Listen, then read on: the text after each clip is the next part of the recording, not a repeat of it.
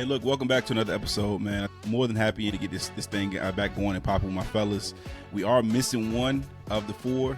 Josh, he's out right now with a few things he had on his plate that he just couldn't make this one. So we'll try to carry the legacy without him on this one. But I still got my guy Doc, still got my guy Zach, and we can go ahead and push forward. So look, as always, we'll start it out with what's this table for? This table, mic check, Men in Conversations. It's still the same thing. Men in Conversations is a platform where, as men, we come and we feel comfortable, we unpack, and it's a safe space. It's a space where, we're going to voice our opinions.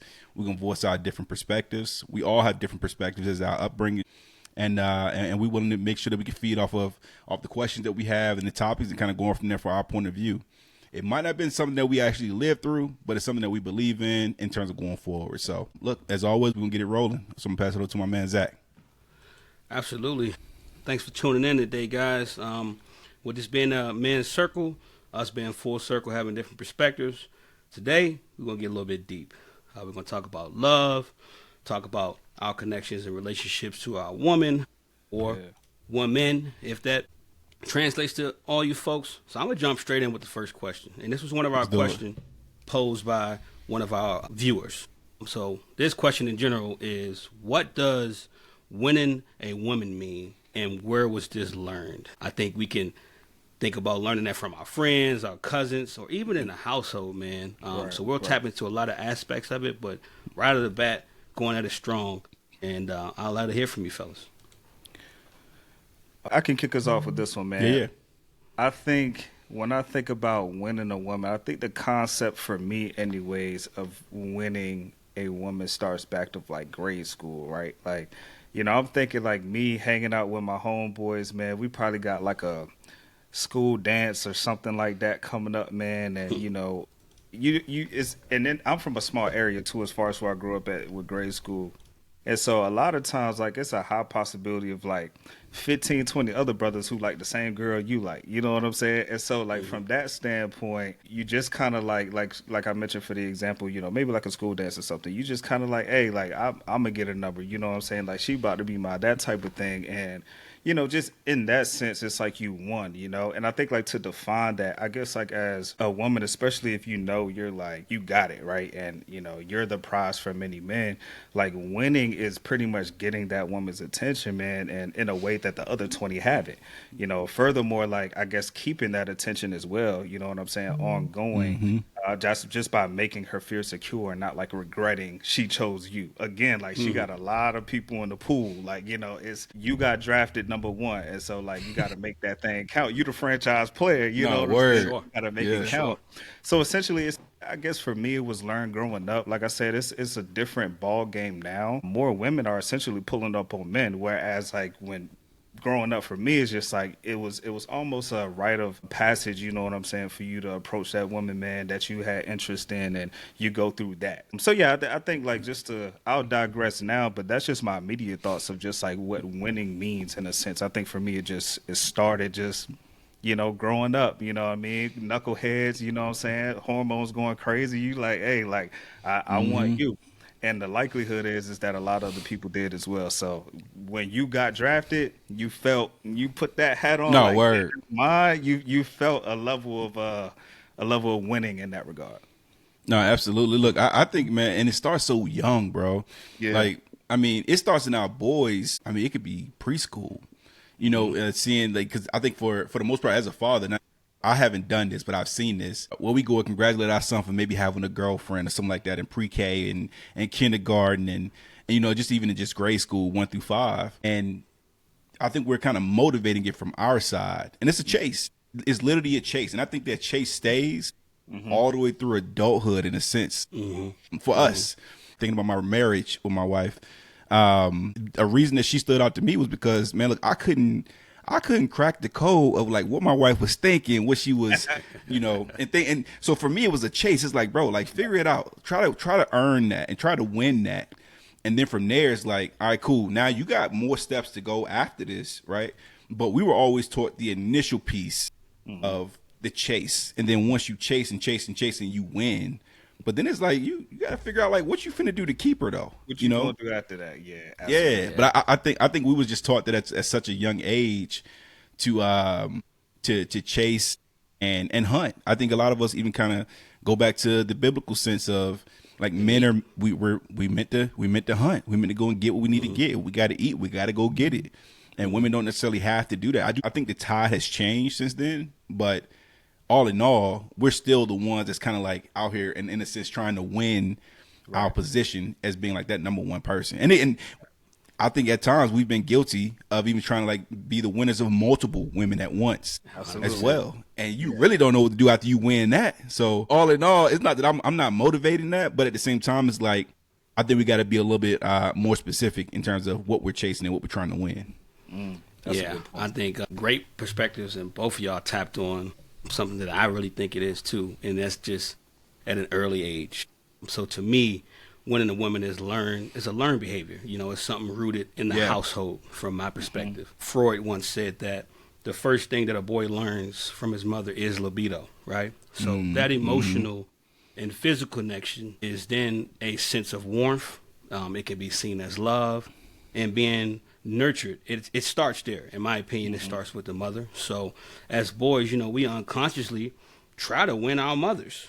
Even competing with our fathers at times. Yeah, right? Absolutely. So, you know, you look at the aspect of we've got the dad in that dynamic, or we would have the siblings fighting for her attention. So that early sense of competition translates into the dating relationship later on in life, as you guys both hit on. So I think, as Derek tapped on as well, we are wired to pursue. We're wired to prove. We're wired to win. Those are innate things just in the animal of human, right?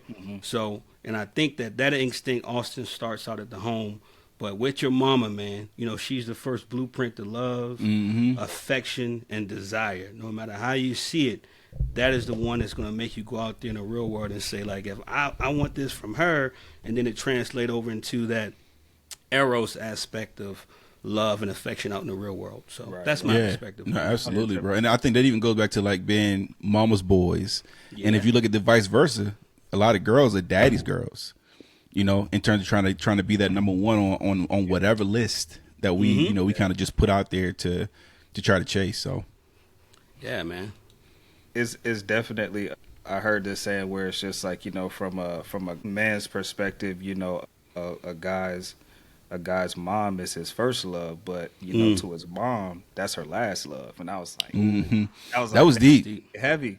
I was like, that hit heavy. So like, as we talk, I think you know, brother Zach, you kind of definitely touched on this, where it's just like, you know, starting from the mom and rooted there. And I think we all have the consensus of it starting at an early age, man. That hit heavy for me. And that saying came up because I'm like, you know what, that brings a different dynamic to that, because it can also be like, you know, from a standpoint of like mom being that's my last love, like, you know what I'm saying, I could really help mature this young man, and I'd love and nurture him in this way.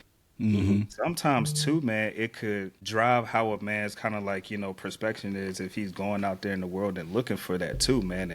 You know, moms, I'm a mother's boy to a T. I think most of us are. And so I think for the most part, man, we got to be careful too, like when it comes to, you know, mothers, and as it pertains to like our pursuit elsewhere, sometimes there could be like well, not sometimes, there is a fine line, you know, between that as well, because especially when you tapping into like marriage and other things like that, covenant, man, those barriers got to be put into place, bro. Absolutely. Because it could easily, you know, overextend, and that level of like competition, if you will, can easily dictate a lot of like, you know, just the marital statuses, the intimacy and everything else. Yeah, the hierarchy and everything else, man. So yeah, I think that's a totally, it's a beast in itself. I think that what I'm tapping into, but I think it definitely made me think about that saying for sure when it comes to just like how a mother-son dynamic is and how he takes that on as like progresses.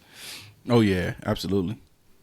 Yeah, man. So we talk about winning a woman, you know, and Derek hit on it too, man. So with winning a woman, sometimes that chase aspect is in there. So our next question rolling into is, man, what part has the media played in romanticizing the chase of love? Has it neglected the emotional maturity, or has it put us in a space where we see and try to emulate what we see on there in the aspect of like what love really is? I feel like, you know, the media has played a major role in romanticizing the chase. Bro. Yes. The pursuit, the fireworks, the drama, whether it's a male or female centered, You know, it could be movies, music, social platforms. All of them spotlight this idealized version of love, right? But what's missing is the work, in my opinion. Absolutely. Yeah. I think the commitment aspect behind love is missing in the media. The quiet daily efforts it takes to make love last. Understanding your partner's love language and tapping into that even when it's not your love language. So yeah, man, I think the media has done a great job with showing the idea of love, but it's completely neglected the emotional maturity needed to actually sustain it. Yeah. That's why a lot of people, in my opinion, struggle with real connections, because we're chasing the moments that look good on camera. The moment. And it's not the substance that holds people together when things get hard. It's like reach a roadblock, and then I'm like, well, I don't want to work for it because I didn't see so and so work for it, and why should I have to work for it? Why should So, it should come just naturally, and all of it, yeah. At least we think it comes naturally, right? And I think that even looking at like the Cardi B's and the Offset. one of the Migos, Offset, and more, just not just theirs, but multiple other superstar relationships. Like we're seeing what they're getting, and sometimes that can be something that can kind of throw you off in terms of like how love is portrayed. Love they portray, and always it's not going to always be portrayed in like the form of a Rolls Royce. I got a ways to go before I buy my wife a Rolls Royce, so I should be comparing myself to somebody getting their wives a Rolls Royce versus something additional that I've been doing that I know her love language.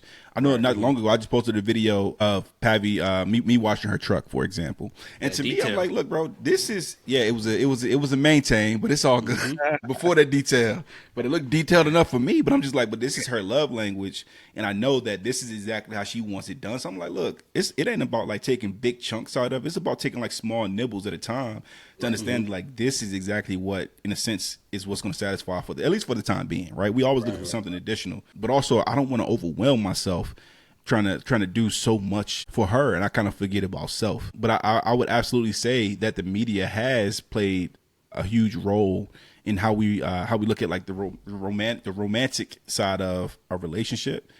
It's not just the chase. The chase is cool. You know, you can leave comments on Instagram on people's pages all day like, yo, you single? Da da da da. I'm gonna pull up to Miami and come get you.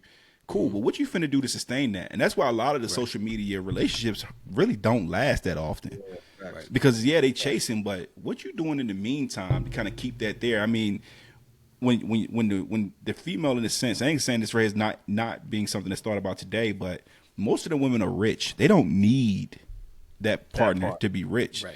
So a kid not going to keep them there. Or, you know, a word is not going to keep them there. It's really about action, the thing that you're doing in the meantime, which I think, again, is the reason why we see a lot of those relationships in the social media kind of falling apart. Yeah. I mean, just to interject real quick, man, you know, you talked a lot about planting the seed, right? Leaving that comment, whispering sweet nothings. You might, in the beginning, do all of those things to get that attention. But once you plant that seed, you got to water that garden to sustain. Absolutely, bro. You know? So many people miss that part of love, is watering that garden to keep everything fruitful. And sometimes you got to water a little bit more than your partner because they might not even know how to maintain the garden like you. Man, listen. That shit not easy, bro. Out there. Yeah. No, word. For sure. No, you ain't lying about that. And DB, yo, only Rolls Royces that's getting right now is off of Turo, my boy. Exactly. And we can get that for about a day and a half, maybe. But make sure you fill it back up and put it back where you got it from. Yeah. Right. Right. Now we're gonna put the gas on our own. We don't need to do the check gas charge. No, word. They might need 97 in that thing. Ain't no telling. Nah, not 87, not 91, 93. No, we talking 97, bro. Something that ain't even. Where do you even buy? Is that jet fuel? Yeah, I agree with what y'all saying, man. Like, I think is definitely a key contributor to social media is, and the emotional maturity is just gone. It's finito at this. Yeah. For me, man, I miss the mystique, you know, that existed when you were interested in a person, and you know, just like the patience it took. Like, I think similar to what you called out, DP, around just like, you know, with your pursuit with your wife, it was like it took you, you know, time, man, to like, you know, carve the layers back, man, you know, before you actually got to a point to where, you know, that connection was so solid. It was just like, you know what, I want this long term. Right now, just so much of these, you know, it's almost like not the same, but in a sense the same, like these get rich quick schemes, if you will. Yeah. It's just kind of like very much like temporary schemes to find love, man. I think social media definitely has a presence in that. And so yeah, I miss that, man. Now everything is really on Front Street, at this point where like you just see all the milestones, the vacation trips and all that stuff, but Mm-hmm. not the day to day grind, man. You know what I mean? And that a committed relationship, whether it's marriage or you making your way towards that entails. And so, essentially, I think that's where the emotional maturity lives and breathes in. And so yeah, it's just more thrill in having a perception of like that your relationship is like the social media posts or just like of a celebrity, for example, versus like Yeah. really trying to connect with that person. So yeah, very key contributor. We could easily fall victim into that, especially like the COVID time frame where you really sat down and you had to really be creative and think about ways of how you can have fun still with not going out and being at the house. And it was Face tough, to man. face. It Yeah, really made or break a lot of people, man, during that Absolutely. time. And so like that's a perfect example of how like I think in that sense social media was fun in a sense, because I ain't gonna lie, I was one of those with my wife doing the TikTok trend videos and stuff like that, of the new songs and all of that stuff. It was fun. It's how we connected again. Like her love language is that, or that kind of like bonding with her in that regard. But if you didn't do the work, man, that was a lonely time for a lot of people, and then ongoing after we transitioned back from COVID. So yeah, man, it's definitely a key contributor. Hey, I think I it don't think has I some seen one of them positive. videos, Doc. Yeah, you Hey, gotta look, drop hey, those look. in the It's chat. in the I gotta see one of It's them. in the archives. Nah, I gotta see one of them. unselect that, man. Yeah. Don't try Hey, to look, slide I that ain't gonna in lie. there. We had a couple of. It was cool. It was good times, man. But I'm like, it's in the archives on my end right now. But I don't know if it's Word. gonna see that. But I'm gonna Hey, send but it in the look, chat. tell Yo. I'm her, gonna tell send her it in the we chat. need to send them to. We need to see them. We need on the archive from her John at least. Hey, Be a I good think, clip. man, my wife and I, we actually just had a conversation about this today about like the access to the internet, and not just in the form of like for kids and stuff like that. And I think that being able to see so much sometimes can be harmful. I think it's good for you. Fact. Don't get me wrong. It gives you things you can kind of leverage to, to if you want to go and see a certain part of the world. My example to her today was like, I wasn't able to see China online at the age of 12, 10, 9, but my son who's 13, his brain is so huge in a good way because he has access to so much, like so many different views. And I was saying like, you could probably pull up a camera right now in China and watch the street. But we couldn't do none of that. But now it's like, oh, I want to go to China now. But it's the same thing. It's like a relationship. Like being able to see how these people carve out their relationships, these big ass houses and stuff like that. And it's like, bro, like just be okay with the moment and hopefully you don't get wired and kind of make that, twist it up to put it into your situation, your scenario, because most of that stuff is just, it's impossible, man. Especially right now. And I think what you combating with on a kid level and even with your partner and sometimes with yourself is the idea of instant gratification. So you can see something like and instantly your brain is wired to saying I can do that, but the idea behind making something tangible, you got to work at that. Absolutely, You gotta bro. see it, call it, and want to be there in immediate instant. But you gotta to make something tangible. You gotta work towards it. Gotta work Whether that's it, saving up yeah. for the flight to get there, you know what I'm saying, or having enough credit on your credit card to book that hotel to put that word. hold on there. Yep, You yep, gotta work yep. towards that, man. And sometimes we can be our own victims of not understanding. Like it's gonna take me some time to get to where I need to be. Man, it's just like us. All three of us are married men. I think, like when you got to think about it. I know when I was getting married, I told my wife, like, yo, babe, I'm ready. I'm ready. Like we ready at this point. Let's go ahead and, make this thing happen. And it's like you up here at that point. I think all of our wives probably shared the same emotion. Like, yo, I'm getting married. I'm finna be this. We finna have this. We finna. And it's like right after the marriage, and I give it roughly 6 months to a year. It's like, all right, bro, like what we finna do next? You got to sustain that. I You was can't just get on about that to tap high. Yeah. To piggyback off of that, man, the thing that came to mind with me is like just scaling for growth. Like that's a work term that we use, but I think it applies, to your relationships as well. To where it's just like y'all said, like how do we make it tangible? How do we know? Because what I feel like social media don't show, like we called out the grind and things like that, but like change is necessary. Like sometimes in that instant gratification, it's just like you get hooked on that and it's just like, okay, that's all that I want. I don't have to, I know if I do this is going to happen every time. And that's not the case. Like, especially when you get into a committed relationship, especially marriage, so where it's just like, yo, y'all are changing. Y'all trying to reintroduce yourself to yourself. Like, you know what I'm saying? Especially as I transition as a married man, especially with a kid, now the plural on that, like it's just like you kind of as you birth a child and stuff like that, like you're also reborn as well, you know, as a man, and you have to really accept who you are at that point in time and continue to scale for growth. Similar with your partner, man, you have to allow me to reintroduce myself. You know, Jay-Z, Right. it's one of those type of situations, and I think scaling for growth is what comes to mind for me. Is what I feel like, you know, we was all kind of about to tap into, man. It's not necessarily where you started, is how you finish, and it's really gonna be a lot of changes during those check marks that you hit, checkpoints that you hit, and those different milestone periods that you hit as well. Yep. Yeah, man. And you got to be able to pivot, you know, pivoting Yeah. with your spouse, pivoting with yourself, man. Like you said, knowing that I can accomplish this by doing this, but on a way of doing that, you might have to pivot 90 degrees and circle back and do it all over Absolutely. again. Absolutely. And before we go any further, Zach, I did want to kind of throw it out there because I know we speak about a lot of like carrying so much of a load on our shoulder as men, Yeah. married men, or single men, regardless. Like carrying Right, right. I know that there is a conversation for us men, but I absolutely would expect the same from our ladies as well. So just to say, like, we don't put all of this on ourselves. In terms of saying, like, yo, I have to be the one to adapt. I have to be the one to show and sprinkle water every so many days, do 2 days with the water and stuff like that. No, it shouldn't necessarily have to just be us, just to be clear. But this is from our perspective. But all in all, I would expect it to be kind of like a both way, in a sense, like two-way communication. Absolutely. Right. That's why that Absolutely. marriage That's a has good got to point. be that partnership, you know? Mm-hmm. We talked about the maturity aspect of love, and with maturing comes growth. So this next question is tapping into, how do you define love now versus when you were younger? Is it a big difference? Did you once view love a certain way? Has your idea of love stayed the same? So love to hear from you fellas in regards to that.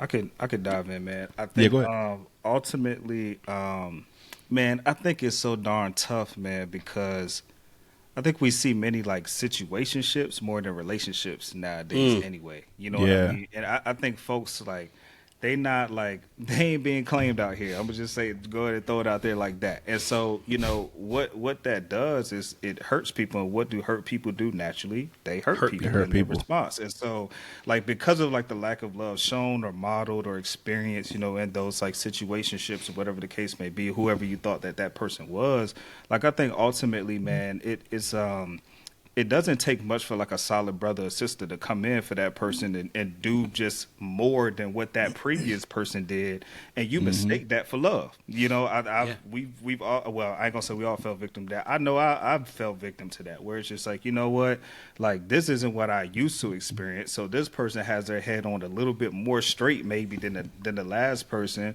And I automatically, you know, my nostrils wide open, but it would say my nose wide open, bro. I'm like, all right, this got to be the one. You know what I'm saying? Until you get through the battleship and all of that stuff, man, and things start to unfold. Not to say I'm perfect and things like that, far from it, but I think that's just the kind of situation I think that a lot of people are placed in. And so, yeah, because of that, it's like, I think my view on it now is just like understanding that as human beings, like we love on conditions, essentially. Like I think like our heavenly being, our heavenly Father, like he's the only one that unconditionally loves us. Like how you love your kid is probably unconditionally, like a mother love her children or whatever the case may be. But when we talking about like love as it pertains to, you know, just like that partner that you have, we love on conditions, man. You know, we tell each other like, man, I love you some this and this, but if that person went out and cheated on you, caught somebody in the act, right? Listen, you know, I catch somebody in the act, nah, that love is gone. Like it's what I thought I knew about it is no more existing. And so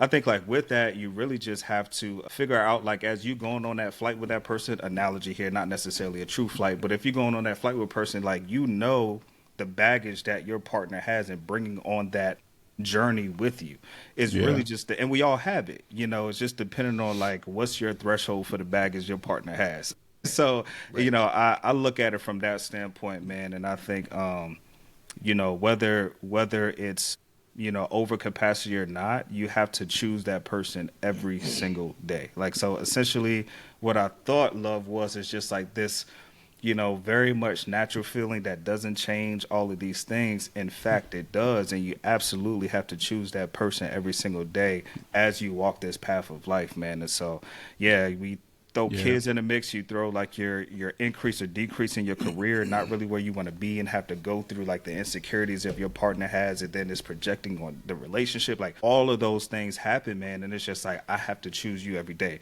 Although this is not the same confident person, that go-getting person that I used to know, all of these things have transpired, and this is who you are right now. How do we help each other get out of that, man? And so I think that's what love is. Is that choice of like, yo, despite of, I choose you. Right. And I love that, bro. And I think that I think you grow into that space though, which Correct. is why I think Yeah, that absolutely. that's where like, man, at least for me, and I'm gonna speak for me. My perspective was I didn't really see a lot of love growing up. Right. And so I think that that's where I have like big brothers. I have my fellow brothers here that are in my generation, which is you guys and a few others that I lean on for like, even like just hearing some of the things that y'all have been through, and even definitely my big brothers that I listen to, some of the things that they've been through, how they show love to their wives. And it's not just now. It's not now that my mid 30s where I've been reaching out or seeing some things or some examples, but I think when I was younger, more so, I didn't know how to do this. It's over time it has evolved, and it's still evolving. But I think that because of that, and I know I'm not the only one in this space where, because I was never really shown, I hope I'm doing the right thing along the way. Now, don't get me wrong, my wife and I, we've been married for roughly going on, well, it's 7 years now, and still going. So obviously I'm doing something right. but all in all, it's still like certain things that I personally feels like a gray space. I'm like, bro, am I doing this okay? Do I have a space to improve in this? And sometimes I don't know, so I kind of just move forward. But I think my main point is I wasn't shown that, so I don't know, or I didn't know like what to do when I first started with this. I knew to chase, right? I think all of us knew to chase. All of us knew to chasing and winning and things like that. But like from carrying it on from there, it's something that's learned on the way. And I think that even in a marriage, you don't really fully know your person. I mean, I don't think you'll never really fully know your person. Nah, so you have to continue to learn that. Yeah. Yeah. I mean, because like you said, Doc, you hit on it earlier. We're evolving, and sometimes you evolve together, but sometimes you evolve separately. We're still our own individual people. Exactly. Right. I know at one point I didn't even need time to myself, but bro, y'all know a couple of weeks ago I locked everybody out. I went downtown to a hotel by myself, no wife, no kids, and that was so lovely, bro. I'm evolving, and that's what I think. That's my excuse of that, because I enjoyed every minute of like quiet, of not having to do anything. And I think that I came back. I was like, "Yo, man, we need to do this more often, like once or twice a year. Both Like, of not us need even to just do me, it." but you, and Yeah. then both of us together. Like, all of that. Yeah. I'm I'm not just feeling like, guilty man, about it. Yeah. Yeah, absolutely. I want it, and I feel like one of the most painful things to do is to outgrow someone that you love. But with an idea of marriage, you have to, if you are that person that's outgrown that person, or you're watching your spouse outgrow you, you got to work, to be willing to do the work to catch right back up to them. So Doc said it every day, choosing that individual is whether, if I'm up here, I got to bring my spouse with me. And I would hope that my spouse would do the same thing. And sometimes your spouse might not have the capacity to bring you with them. You got to work towards catching up to them. So, For sure. I like that.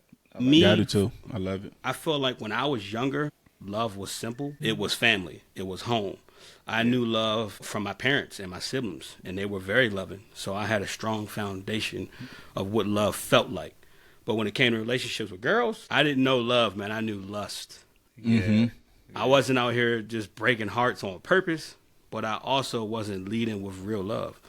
A lot of what I did came from immaturity and not knowing how to love properly. Now I understand that. My wife has refined me in so many different ways. So love as something that has to be chosen, but is not just felt. It requires patience, accountability. It's a lot to love somebody, and that feeling of love, like Doc hit on, like it's supposed to stay and feel this way. But think about when it doesn't feel that way, when you got to hold yourself accountable or your spouse accountable, right? Or the sacrifice of things. And it's not just an attraction. Sometimes people get the idea of like, oh, this person looks so good, they make me feel so good, so I love them. Sometimes that's just the idea of lust. You just attracted to that person, And Yeah. once that fickle feeling of attraction goes, right? Because your wife may get pregnant, you may gain some weight, you may look different, you may get into a freak accident. Now your body all dismembered. Will that lust still be there, or will that love be there? And I think that's one of the things that I've had to overcome as I've gotten older. Loving myself. You love yourself differently from when you was younger. Think about your marriage and all of that stuff. It's just a challenge, man. A big challenge, in my opinion. Yeah. Man, that's heavy. Yeah, and I think, like, essentially, man, like, we carry the same love in situations that probably don't deserve it. Like, you know, we talked about kind of like being modeled or shown, you know, how to love. And for some people, you know, it's missed. But some people, they probably had a good like showing of that, if you will. And I think, like, you know, how you utilize it still is just dependent on the situation. And so you could be very like positive intent about like carrying the love that, you know, you grew up to be. I think you hit on, Zach, of like, you know, your family and things like that. But that same love may not apply to your like intimate relationship, or, you know, your connection with your partner. You know what I'm saying? Like, their upbringing of love may look completely different, and that's challenging within itself, you know, when you talk about like family love. So I guess it's different, not different, I guess, yeah, different levels of love, but I don't think like every love that I have for certain individuals apply to every individual, if that makes sense. And Oh yeah, no, we have to absolutely. be, you know, be able to kind of like discern between the two. Thanks for that, Doc, man. And love all the perspectives from all of us, man. And I think, like I said, it's just beautiful thing of having this table, just getting to hear everyone's different side and not knowing if some of the stuff you're dealing with, your brother might be dealing with. So I'm going to take us to our next question. How does ego interfere with intimacy? It's a heavy one there.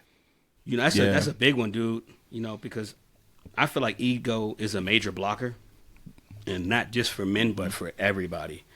A bruised ego will have you fighting battles internally that bleed into your relationships 100%. Doc hit on this earlier, man. We talked about situationships. So you take a situation where a woman makes more money than a man, right? For some dudes, that hits the ego hard. Society told him that he's supposed to be the provider, the breadwinner. So instead of showing up for her emotionally, spiritually, and mentally, he shuts down, right? Or he tries to overcompensate for this financial aspect thing that he's not necessarily up to her caliber. So that ego, in my opinion, gets in the way of being present and vulnerable. But the truth is, providing just isn't financial, right? Love requires more than money. And when ego leads, intimacy ultimately suffers, in my opinion. Nah, that's a fact. Yeah. Now, look, I've been in scenarios, man, where, don't get me wrong, I've never been ashamed to say that my wife made more money than me, and I've never been ashamed that she made more money than me. And so, but I could only imagine if I was to use that as some kind of fuel to say, bro, I need to do more, or this ain't working out for me. We probably wouldn't be where we are today. I mean, I ain't gonna hold you. It was a stint. 100%. Like, it was a stint, probably a year. When my wife, she made more than me, and bro, I was so fine with that. But at the same time, it's like, do I compete? Because really, that moves into the competition kind of thing with your own spouse in the same house. And bro, to be honest, I didn't get into this to be able to just to do that.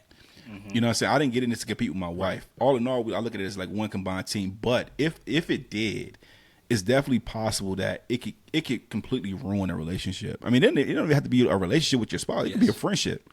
You know, I applaud my guys, Zach, Doc, Josh too. Anytime there's any kind of growth within your personal life, whatever, like the biggest thing is applauding. And I do the same thing with my wife. You know, I'm gonna make sure I give her the love, and I might take her out on a date, even if she is the breadwinner at the time. We still go, I'm gonna cover this one. But look, if I'm hurt, Right.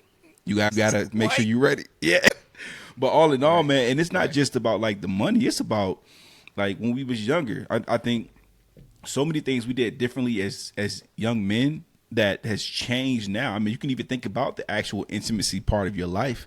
Right. You continue to add some kids to that perspective, you might not get the full piece of intimacy that you was getting at one point, especially when you was 21. That dynamic changes. So some things you do kind of got to let your ego go to the side. Like, bro, all right, cool. Go figure out a way. Go put the kids down. Go feed the kids. Go make sure the kids get to school. Pick them up, and you pick up all of that if you want that. But at the same time, you got to know that one is still a team, and if you let your ego get in the way, bro, you ruin the whole thing that you literally glued together yourself, that you put together. Yeah, Yeah, Right. absolutely, man. I don't think I'd have too many more opinions on it. I think y'all hit on it to a T as far as like where my level of thinking was.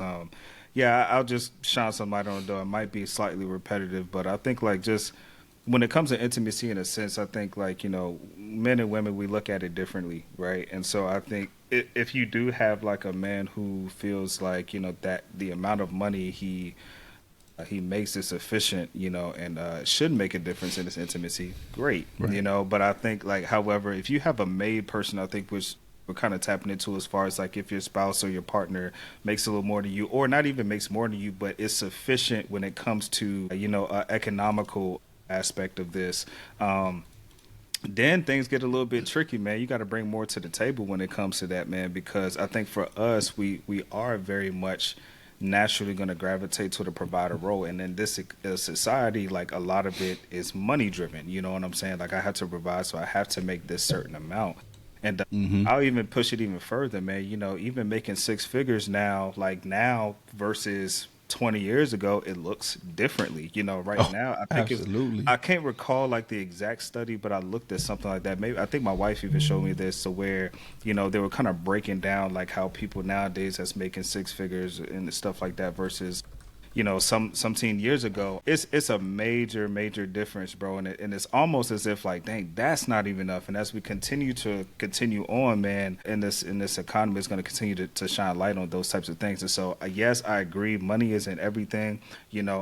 My ego runs a little bit differently. Yes, it's gonna not necessarily bother me, but it's gonna like motivate me to get out and do something. So I think it's a double whammy if it's like, yeah, like she out there grinding or whatever, because it's not even the amount of money, it's more of the grind that is taking her to get that money to support us. It's just like, I don't want my wife to go through all of that. Like, it's tough being an Right. African American male in the corporate world. It's even tougher being an African American woman or women in general in the corporate Mm-hmm. world, man. And so knowing 100%. that, I'll play the part. I'll do what I have to do and go out on a limb to get out of my comfort zone to do the things that absolutely have to be done in order for us to get where we want to be versus her. If it happens to be the case of where the stars align and she has to be that person, awesome, man. There's no shade. I'm going to support her to the fullest, man. Yeah. But you do have individuals to where when that triggers something for them to where it's very much of a turn off, man. And I encourage any brother listening to this, man, if they're in that situation, to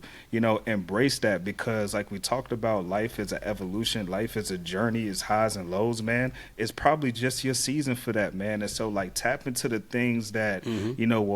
will not necessarily things that you have to do, more so because like that's being taken care of in a sense, but tap into the things that you have passion for, because I think with that is more longevity there, and once you do tap into it, it's going to be a level of fulfillment to where it's not going to be temporary, stop, kind of like a car that's like a stop and go type of situation. So yeah, that's my piece on it, man. But I agree with everything y'all saying. Like it's really tough, especially when you have somebody who's a go getter as well, and they're out there doing it. Gotta find new ways, man, to keep that intimacy going and keep it fresh, man, because money ain't gonna solve everything.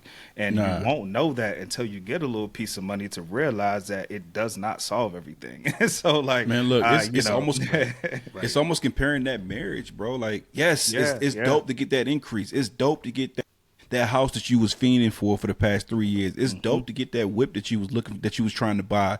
But it's so much more into like sustaining all of that. Yeah, man. Yeah. It is so Mm-hmm. getting it is so big, yes. And I even look at it as like I tell people about home buying, for example. I think we're kind of going off track a little bit, but I'm gonna come back. But I think I tell people about home buying all the time. I'm like, bro, yes, I bought a house, but now that I have a house, I'm such an advocate of renting. But it's like, you know how bad we wanted a house before we Yeah, got a man. house. You know what I mean? And it's like, Mm-hmm. and and even then, it's like some people will, and men and women would tell you like, yo, listen, I'm married, I got kids, I got this. I kind of just miss being single. All right, what? You know what? I get it. It's a lot of single people out here that's like, I'm yearning to get married. Cool, but when you Right. get it, then what? Because it's much more work. And to be Right. honest, it's on both sides of the spectrum in terms of like enjoying the choice that you're looking to make. You got to still work Yeah. for a Yeah. piece of the piece in general. We talk about education and Yeah. all of that stuff too Yeah. plays a factor. Inflation, education, all of that stuff. A lot of most of the time, I'm not saying that women weren't as educated as men, The men were the ones going out getting the education, getting the certification, getting these bigger jobs, and then the market has just changed. It's oversaturated with both parties now. So that idea of money just not the same. Really You hit on like how it's hard for us as black men and in the work environment, right? Man, I think it's just as hard, if not twice as hard, for black women. But bro, and this is not to like just shun out any other race, any other sex, but some of the most smartest people that I have ever met in the workplace are black women. Bro, I mean, I've seen so much turnaround just having them around. So I wanted to make sure that I throw their value out there. Was that? I said, shout out to our black women, man. Yeah, I felt like it was a placeholder right there for shout out. Absolutely. And but bro, the space is so much calmer. It's so much cleaner in a way when I see like, you know, black women around just in a certain vicinity of my work, and I appreciate that. Not to say that it's not when anybody else is in it, but at the same time, I definitely noticed that myself. But even just to hit back on your point, Zach, I think even like how the ego piece, so many things have changed over time in terms of like how we were as kids. I think our parents didn't really do a lot of like apologizing or even like kind of stepping up to own certain things or just thinking that like money is everything. But what about the emotional pieces, man? You know, going back to the ego piece, like your emotional stability is important as well. I mean, it might not be something that you used to, that you've seen growing up, but you know, apologizing to your spouse when you know you done up a little bit, you know, or just showing that like, yo, look, I'm gonna take ownership of this. That's my bad. Or just make sure that person like is seen, not heard, right, but just seen. Because I mean, I walked in. We probably all walked in many times, and I'm like, yo, my wife, she pissed about something, and I can't go over here and be turned. Because if I'm turned, it's probably gonna piss her off a little bit more. So it's like, all right, cool. Let me make sure that I'm there emotionally for her, even though I don't really know what the temperature is in there. Right? I'm still gonna step in there with a little bit of awareness and let her know, like, yo, babe, what's good? Like, yo, let's go for a walk, or come with me to go wash my car. You just sit in the passenger seat. You don't have to take the seatbelt off, kind of thing. Like, but just like noticing that, and I think that's where we have to kind of put our ego to the side as well to know that this is teamwork, bro. Yeah. And even with that aspect too, man, you hit on a lot of great points, man. But understanding too, like your spouse, an apology might be good enough for you, but I know my spouse, I can say I'm sorry, and she can know I genuinely mean it. But I'm gonna have to give it a little time. Oh yeah. And I'm gonna have to be okay with understanding that just because I gave her that apology, or I feel like I'm okay to talk about it right now, you got to be willing to give your spouse that time to unpack just as much as you unpack, whether it takes you 20 minutes or them 2 weeks. That's because it could be 2 weeks. That's the growth and the maturity. Because we all know it could be 2 weeks. Sure. Walking in the house like y'all strangers, you don't need. Hey, I ain't mean to bump some meat. All right. Hey, brother, don't get me in trouble, bro. My wife be watching these, though. Yeah, man.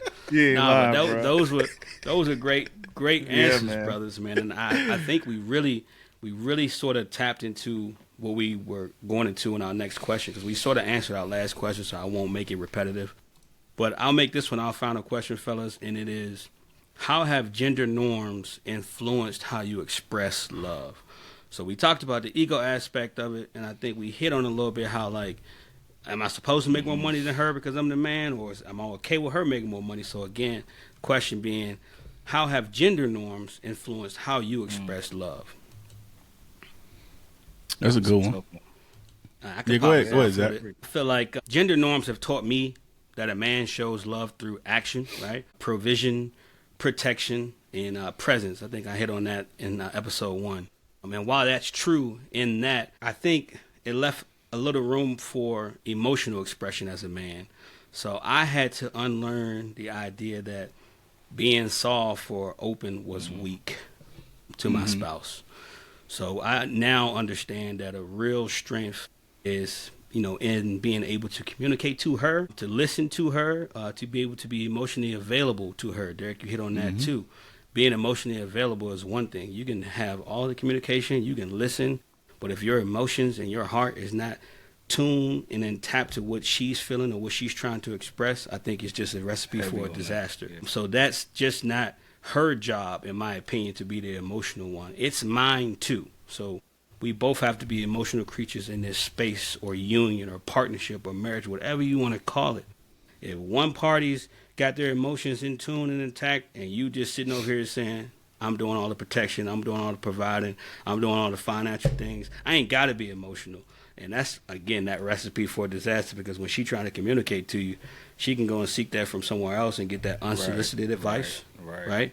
Or get the advice that she really might need to just say, brother, you ain't doing what you got to be doing right now.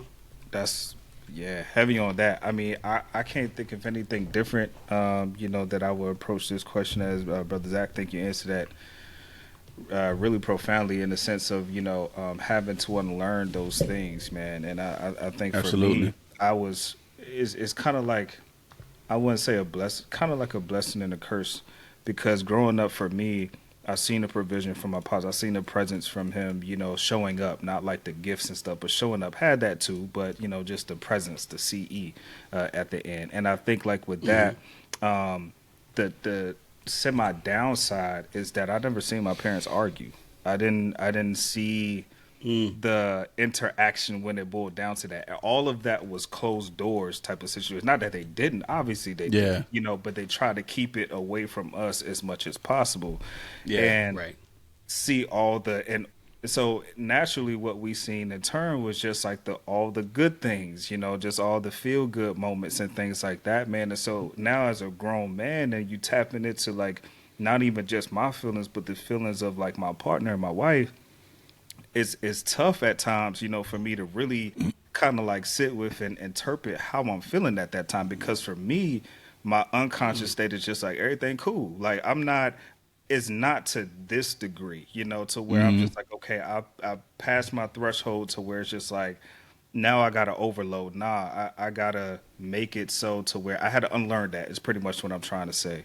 Because it's a lot of it to where I'm still striving, for a better, communication track, if you will, when it comes to things like that, because I'm very much like instilled of like, I'm good. It's not this. Yeah, man. And I know what I know. And sometimes too, you keep telling yourself you're good to where it's like, you feel like you have a good handle of like, okay, what that threshold is, but then you lose sight of it because you're so used, it becomes so repetitive of like, you're not even really thinking about it. Once she asks me, my wife does an amazing job with asking me, am I good? Am I good? Are you okay? Are you sure you're okay?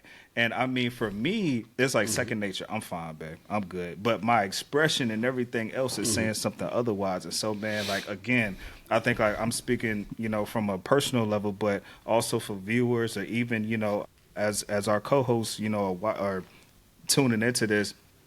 I think ultimately, man, we have to strike a balance when it comes to that. There are things to where it was great learning experiences, but it doesn't apply to this day and age. You have to be willing to welcome change and unlearn certain things that wasn't great habits that you picked up, and really owning that and being okay with it. Right. You know what I'm saying? I always thought like, all right, it's cool. Like, man, I ain't never seen that. Like, I ain't get to have the opportunity to see like them going at each other, whatever the case may be. Like it, but I think to a certain extent, it would have helped me not avoid conflict, but approach it head on sometimes, or not let it prolong to where it's just like, okay, I could really dive into this. We can come up with a resolution, or I can at least express what I'm feeling and not, table it for next time and let it fester. So I think that's my approach, and man, a lot of things unlearned for sure.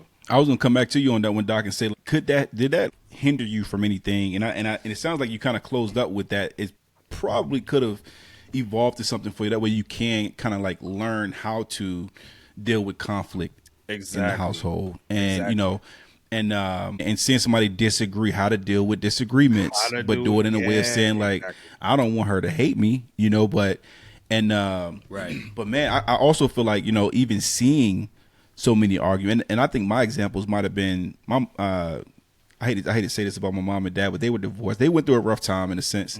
I know I called it a divorce before, but I seen them have arguments, but they were divorced. They were separated at the time, and in a way, I've never seen them kind of like, in a sense, like put it back together.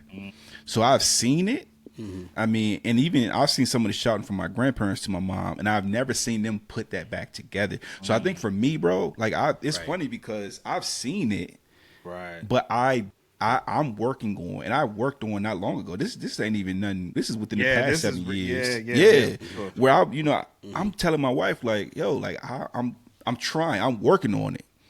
How I'm having conversations with my son, how we had disagreements, and how I just like, bro, nah, do this, do this, do this. But it's like, do I have to be like that? Because that's really all I know. So I have to unlearn what I know to kind of like, in a sense, like kind of align with society. And it's sad to say that because this is my household. I tell my kids, I tell anybody that talk to me, like, bro, I could give two damns about what happens outside of my house. Right. This house is all I care about in terms of my kids and my family. The next door neighbors is not my issue. Absolutely. But when they step foot in my house, that's where it changes. But in a sense, it's like I still care about my son because he not, again, I said it so many times, he'll be gone soon. So it's like he gonna have to see how we put things back together. Because at the age of 18 into 21 into 25 into his 30s, he's also going to have to learn some of that stuff himself too. But yeah, so hopefully I think seeing it at different levels. I think my granddad never saw it. My dad, he probably saw it with his granddad. Well, I'm sorry, with his dad. But I've never seen it. So I'm hoping that I can kind of teach my next, that's coming up behind me, my kids in terms of like how to put things back together. They might see us argue, but they'll see us like, I'm back to holding my wife, like, yo, like, I'm sorry, going from there. Exactly. But I think to answer your question, though, Zach, in terms of the gender norms, how did it influence, like, how we express love? I think for me, man, and this just goes back to who I am as a person. I like to take the load off. Like, I mean, it ain't nothing different. I know last year we did the cruise. Zach, if you got 8 bags, bro, I'm like, bro, let me get 2 of them. That's the type of guy that I am, bro, and I can't change that. But even at the house, like my wife, she may say, hey, look, I got to pick the kids up. I got to do this. I got to, make sure they sleep. I got to make sure they ate something. I got to make sure I'm like, yo, let me take on, I got the sleep part. I'll put them down.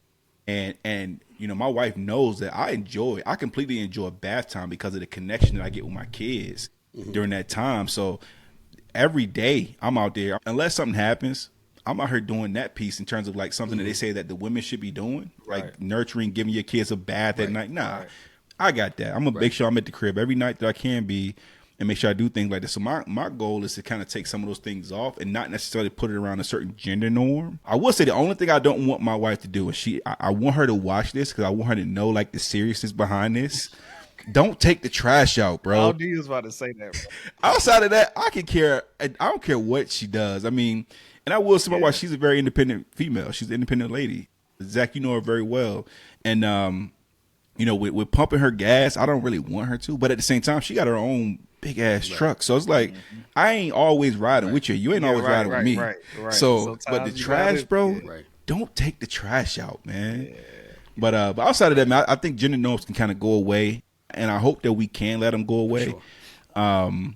But all in all, I think it's different amongst each household, man. But I don't necessarily look at it as a certain thing that my wife can do that I can't. We should definitely be kind of looking at it as a partnership, and kind of going from there. Yeah, man. I want to circle back on something that you said, man, and it was basically the idea of like what your grandfather learned, your father learned, or saw rather. And I think that is just, I'm a firm believer that we inherit our parents' fears and trauma. Right. So then when we do experience some of those things like the arguments and not viewing the unpacking aspect of it, I think it's our job to unlearn those things so we don't naturally pass them down to our children. And if we can't fully unlearn those things, like we got to show our kids or show those individuals that may be looking up to us from afar or from right in front of us, how you patch that up. It's okay to agree to disagree. You know what I mean? It's okay to disagree with your spouse, and it doesn't have to turn into a shouting match or a raised voice or bruising that person's ego or saying hurtful things, man. So, we have to learn how to treat each other, and also keeping a conscious mind of like when we're having these disagreements in front of our children too. And like you hit on a great point too, Doc, like sometimes maybe it's not always necessary to remove ourselves out of the room and do this away from the children, because children oftentimes who don't get that, and it's not your case, I'm just saying, who don't see how to deal with conflict when they meet it in the real world, that's a problem. Because they don't know how to work through it.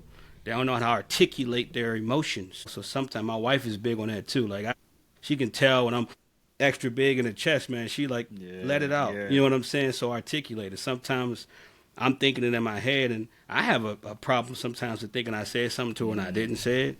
And she's like, no, repeat it to me. And it's not, I had to unlearn that wasn't her questioning me. That was her trying to hear exactly what I'm going through. That's love. You know what I'm saying? Now. Yeah, for sure. I know we spending a lot of time on this one, but I think it's necessary, man. I think this is one that, because we're hitting on a lot of great things here, man. And I think like for men, me personally, and I think a lot of men can agree with me here too, of like, you know, we try to be considerate about like how maybe our spouse or our partner feels, or, you know, maybe like that sensitive friend, or even our parents or our family members. You know, I got sisters, right? I'm the only boy in the family, so there's a lot of estrogen I grew up in, and I gotta filter what I say sometimes and not be as aggressive in my tone and those types of things. I think when that's your experience, I'm talking to that man, sometimes, you know, don't get too caught up in how the person on the receiving end is going to take what you have to say. If it's your truth, speak your truth, you know, and don't try to water things down so much because you're fearful of how that person is going to receive your truth that you're expressing. If it's love that's there, if it's a solid relationship that's there, the hope is that it'll be received with grace and understanding that accountability thing again of just like, hey, look, what you did, I won't feel in that, and here's why.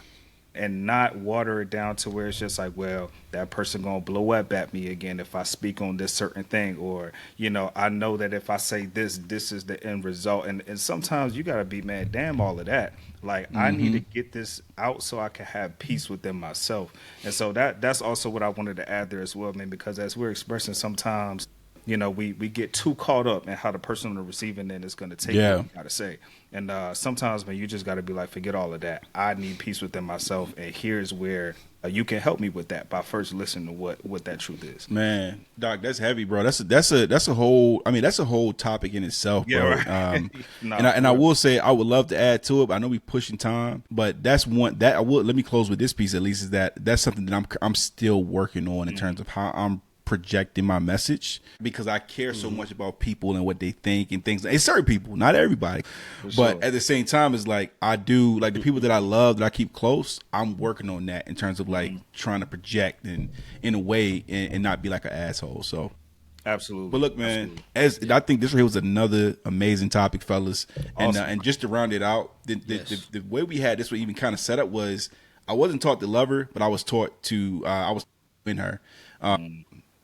And I think we hit on each one of the possible spaces that we could around this. And a lot of questions came from the watcher, so we appreciate that. But all in all, amazing job today, fellas, as always. And I mean, look, normal conversation. We would typically have this anyway. We called each other, just kind of shoot the shit either way. Right. But great way to. Right. You got me on speakerphone. Hey, Doc, you know that's the first thing I say when I call, bro. Yeah. Put me on speakerphone. I'm like, nah. This one. No, hey, look, I'm actually gonna pass this one over to my man Doc to close us out. Yeah, man. Ultimately, great episode. I feel, hopefully, you know, to our viewers, y'all feel the same and things, you know, resonated with y'all. Again, this is just our perspective. Not to say that, you know, it's anything right or wrong. It's obviously going to be subjective.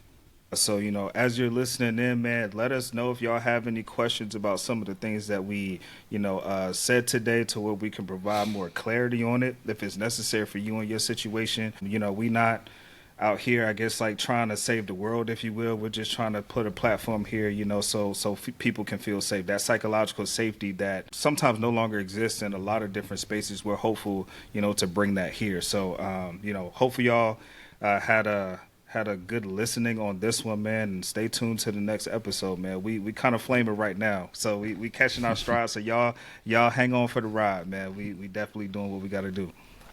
Absolutely. Hey, man, well, it's not a blueprint. Sometimes you just need those little small nuggets along the way, man. This is as real as it get. Hey, look, before we close, man, make sure you guys follow us on Instagram. Make sure we got the TikTok going as well, but most importantly, we got the YouTube going. We'll drop all links down at the bottom of the video. And look, check your mics. Mic check. We out of here. Appreciate y'all.